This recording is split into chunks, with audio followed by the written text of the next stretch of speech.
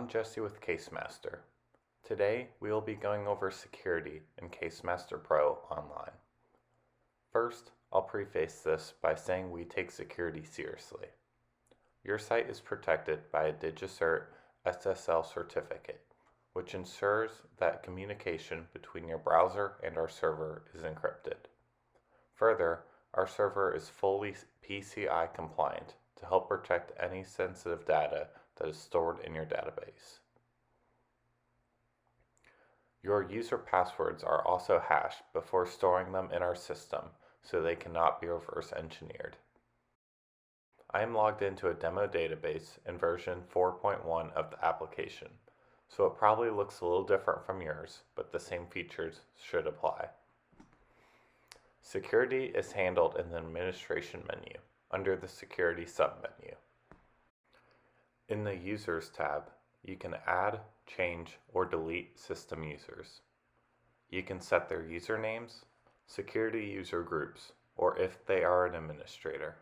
You can also send them a password reset link from here, which will go to the email address entered. You can also set various other settings for the user here.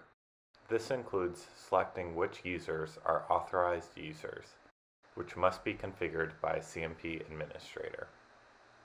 Additionally, we can also select whether we would like to view internal or external users using the buttons at the top of the grid here.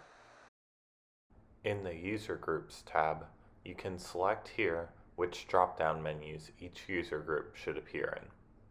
For example, we'll edit the attorney user group by double-clicking on it. Here, we can now see that this user group appears in all drop-down menus, including the default user drop-down, responsible attorney drop-down, and more. The Security Groups tab allows you to set credentials for a group of users at once. For example, editing the Supervisor Security group allows us to see that all users under this group are administrators. This is important to note, as this may explain why some users have more or less credentials than you wish.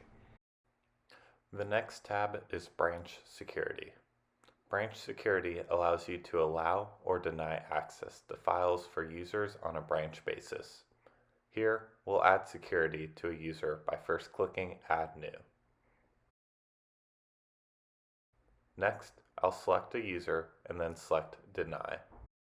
Lastly, I can then select which branches this user should have access to, meaning if a case file is not marked with one of these branches, then the user will not have access to it.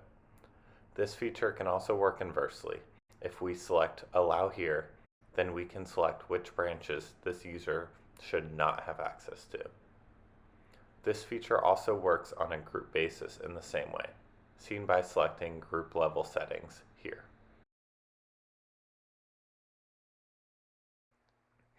Client security is where you can configure which users or user groups have access to certain clients in the system.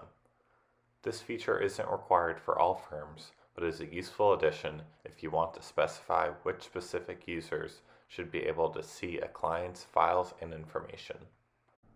To configure, we'll click Add New, select a user, select whether you would like to deny or allow access to clients, then list the clients below, similar to how we configured the branch security.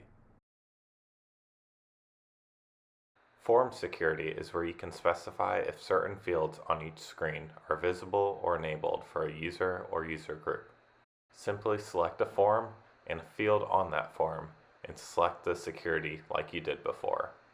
This time, you have the option to set the control's property of visible or enabled. If a control is not enabled, it is considered read-only.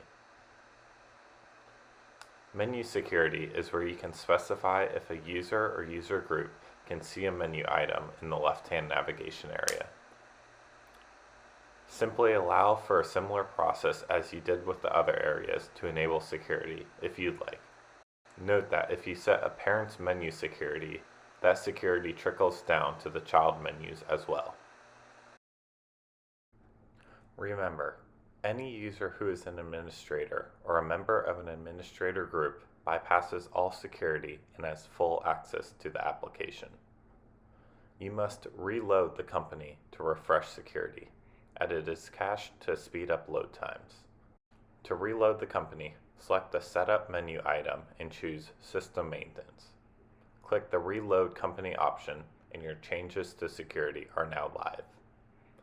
We also recommend having all affected users log off and back in when changing security settings in CaseMaster Pro Online. Finally, in order to get a backup of your data, you would go to Administration, Setup, System Maintenance, where we're at right now. At the bottom of the screen, you can click Request SQL Data Backup button. The system will create a password-protected zip file that will automatically download to your PC. You must record the SQL zip password that is provided so that you can extract this file at any point in the future. We recommend keeping a Word document or text file updated with the zip password in today's date. Before wrapping up, CMPOnline offers a two-factor authentication add-on available for extra security while using CMPOnline. For more information on this feature, please reach out to a CMPOnline representative and view our two-factor authentication YouTube video for a quick demonstration. And that wraps up today's video. As always, if you have any additional questions, feel free to contact us through the contact support icon in the application or through our website.